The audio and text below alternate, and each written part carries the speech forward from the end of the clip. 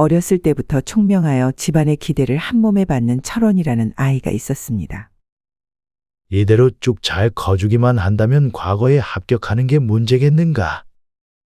겉보다 벼슬에 올라 어느 자리까지 올라갈지가 더 궁금하다네. 그러게나 말입니다. 이 어미의 욕심으로는 재상의 자리까지 올라갔으면 좋겠건만. 아무래도 지나친 욕심이겠지요. 그의 부모는 아들이 과거의 급제의 재상의 자리에 오르기를 기대하고 있었습니다. 하지만 자식은 부모 뜻대로 되지 않는다고 했던가요. 그는 부모님의 바램과는 반대로 커가면서 공부는 뒷전이었습니다. 학업보다 옆 마을에 사는 자칭 김도사라는 알 수 없는 사람과 어울리며 도술에 관심을 가졌죠. 이놈아! 그놈의 사기꾼 같은 도술이 뭐가 그리 좋다고 관심을 가지느냐? 아버님, 도술이라고 다 거짓이 아닙니다. 그리고 전 나중에 도사가 되어 어렵거나 힘든 사람들을 돕고 싶습니다. 어려운 사람을 도우려면 벼슬길에 올라 그들을 위한 정책을 만드는 길도 있다. 그것이 더 효과적이기도 하고. 한데 왜 하필 도사란 말이냐, 이놈아? 부모님은 도술 공부만 하는 아들을 어르고 달래보았지만 그의 마음을 돌리기는 어려웠습니다. 그리하여 결국에는 그의 뜻을 밀어주기로 하였습니다. 며칠 후 부모님은 아들을 불러 편지 한 장과 노새에 실은 쌀 2가마니를 주었습니다. 그리고 금강산으로 가서 지암도사라는 분을 만나 전해주라 하였죠. 서신에는 자신의 아들을 부탁한다는 말이 적혀 있었는데 그것을 알 턱이 없던 철원이는 경치 구경할 생각에 신이 나서 금강산으로 향했습니다. 며칠이 걸려 금강산에 도착한 철원이는 지암도사에게 서신과 쌀을 전해주었습니다. 그럼 부모님의 심부름을 마쳤으니 이만 돌아가 보겠습니다. 어딜 간다는 말이냐? 어디긴 어딥니까? 당연히 집이죠. 한데 뭐 잘못된 것이라도 있습니까? 잘못돼도 한참 잘못됐지. 이제부터 여기가 내 집인데 너는 대체 어딜 간다는 말이냐? 네? 그날부터 철원이는 금강산에서 지암도사의 수발을 들며 함께 살게 되었습니다. 물론 자빌만 한 것은 아니었습니다. 매일 새벽 폭포수를 맞으며 돌을 닦았고 저녁에는 도사님께 가르침을 받기도 하였습니다.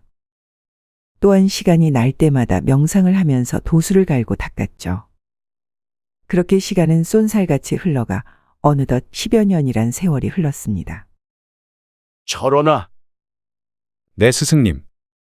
이제는 너에게 더 이상 가르칠 것이 없구나. 아닙니다, 스승님.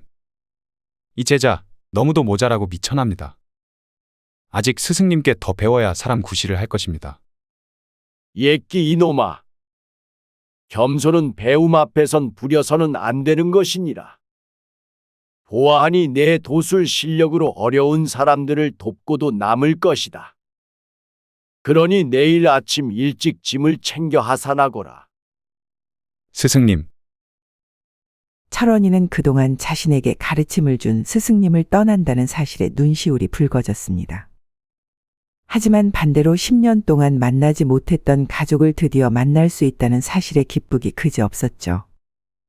다음 날 그는 스승님에게 큰 절을 올리고 집으로 향했습니다. 며칠 동안 산과 들을 지나 집에 거의 도착했을 무렵 산 중턱에서 갑자기 안개가 끼더니 가랑비가 자욱하게 내렸습니다.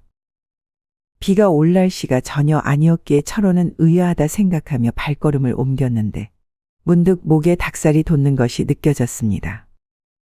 그리하여 앞을 보았는데 저 멀리서 녹림모를 눌러쓴 농부 한 명이 보였습니다. 한데 그의 두 눈은 횃불처럼 빨갛게 빛나고 있었고 다리 하나로 어설픈 몸뚱이를 지탱하고 있었습니다. 다리가 하나뿐이라서 걷지는 못하고 풀쩍풀쩍 뛰어다녔는데 그는 점점 철원이를 향해 다가오고 있었습니다. 저것은 산 것이 아니다. 철원은 그리 생각하며 긴장을 늦추지 않았습니다. 그는 철원을 향해 다가와 기괴한 음성으로 말을 걸었습니다. 앞에 먼저 지나간 가마를 봤소? 보지 못했어. 그러자 놈은 바람처럼 순식간에 사라졌습니다. 철원은 놀란 가슴을 진정시키고 산을 마저 내려와 고향 마을 입구에 다다랐습니다. 방금 전에 겪은 괴이한 일은 잊은 채 10여 년 만에 다시 밟은 고향 땅에 감격하며 회상에 잠겼습니다. 그렇게 한참을 서 있던 철원은 가족 생각에 서둘러 집으로 발걸음을 옮겼습니다. 한데 집 앞에 다다르니 아까 보았던 외다리 농부가 보였는데 그가 문을 통과하여 집 안으로 사라지는 장면을 목격하였습니다. 놀란 철원은 재빨리 문으로 달려가 냅다 발로 걷어찼습니다. 오랜 수련 덕분인지 대문은 손쉽게 두 쪽으로 부서져 버렸죠. 이놈아! 10년이 지나 나타나서 겨우 한다는 게 대문을 발로 부숴버리는 일이냐?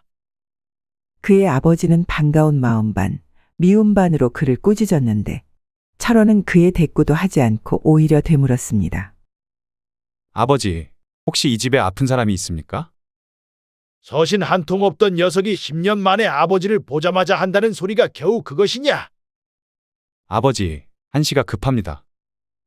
만약 아픈 사람이 있다면 재빨리 손을 써야 목숨을 구할 수 있을 터. 저희의 해오는 사람을 살리고 난 다음으로 미루는 게 어떻겠습니까? 그렇다면 할 수 없지. 연락도 없던 내 녀석이 어찌 알았는지는 모르겠지만 저기 사랑방에 사촌 며느리가 와 있는데 괴지를 알게 된 지 여러 달이 됐는데도 낫지를 않고 사경을 헤매었다고 하는구나. 그리하여 이 고을에 유명한 의원이 있다는 소식을 듣고 가마를 타고 방금 전에 도착했다. 그는 아버지의 말씀을 듣자마자 재빨리 사랑방으로 향했습니다. 사랑방에 도착하여 문을 여니 사촌 며느리가 방에 누워 괴로워하고 있었습니다. 그리고 그 옆에 아까 본 외다리 농부가 물끄러미 서서 그녀를 바라보고 있는 것이 보였죠. 물론 그 요괴의 모습은 철원에게만 보이는 것일 뿐 다른 사람은 존재 자체를 느끼지도 못하는 듯 보였습니다. 여봐라, 지금 당장 마당으로 나가 닭 한 마리를 잡은 다음 그 피를 대접에 담아오너라. 그는 머슴을 시켜 닭피를 가져오라 하였고 닭피가 준비되자 보찜에 넣어두었던 종이와 붓을 꺼내 부적을 쓰기 시작했습니다.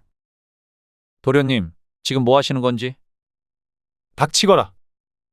부적은 화기를 다루는 것과 마찬가지니 옆에서 부정타지 않게 말조심하거라. 그는 온 정성을 다해서 부적을 써내려갔습니다. 그리고 다 쓴 부적을 머슴에게 준 뒤 방 곳곳에 붙이라 명했습니다. 외다리 요괴는 처음에는 뭐하는 짓인가 싶어 철원이 부적 쓰는 것을 가만히 지켜보고만 있었는데 이윽고 부적이 완성되고 집 곳곳에 배치되자 인상을 쓰며 풀썩 뛰어 방 밖으로 나갔습니다.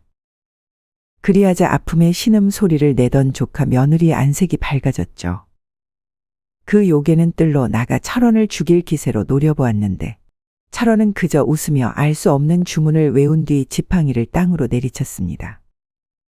그러자 요괴는 움찔했는데 그리 몇 번을 하자 겁에 질린 요괴는 단번에 공중으로 뛰어올라 보이지 않을 정도로 멀리 달아났습니다. 잠시 후 금방이라도 죽을 사람 같던 조카 며느리의 혈색이 정상으로 돌아왔습니다.